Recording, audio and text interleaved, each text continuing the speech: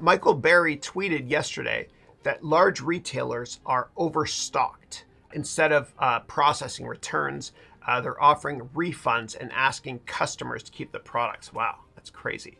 That's deflationary too. It shows that the rising of the interest rates is cooling down the economy, which will bring down inflation.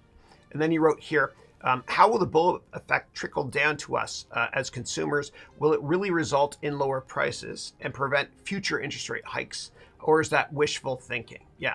So a lot of companies, 6 months ago or so, before Russia invaded Ukraine, bastards, 6 months ago, there was low inventory everywhere. Like if you want to buy a computer, the prices were high. Intel, and this is from a case study from my MBA program, but Intel had only 6 days worth of inventory. The same thing with Tesla. Inventory was low. And so what happened, of course, was prices were high to the extent that used cars were more expensive than buying them brand new. But now what's happened, because interest rates have risen and will continue to rise, it's really cooled off demand to the extent that companies are noticing a slowdown in consumer spending. Just look at retail sales or consumer sentiment statistics released the other day.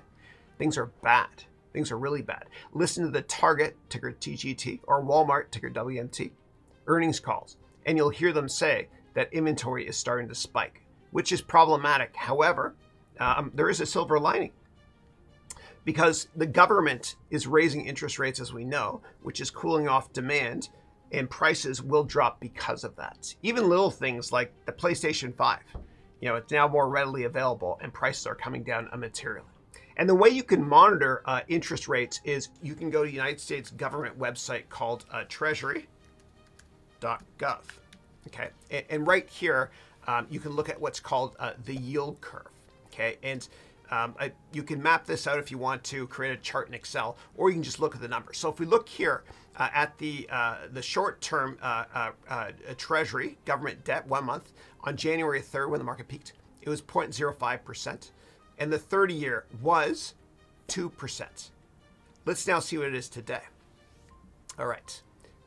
So the 1 month today is at 1.12%, and the 30-year is at 3.22%.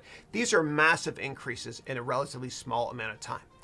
But if you monitor this, Cassandra and everybody on the call, if you see that yields go down a bunch here, then it kind of indicates that, hey, maybe these rate hikes are cooling inflation. So I monitor the data here.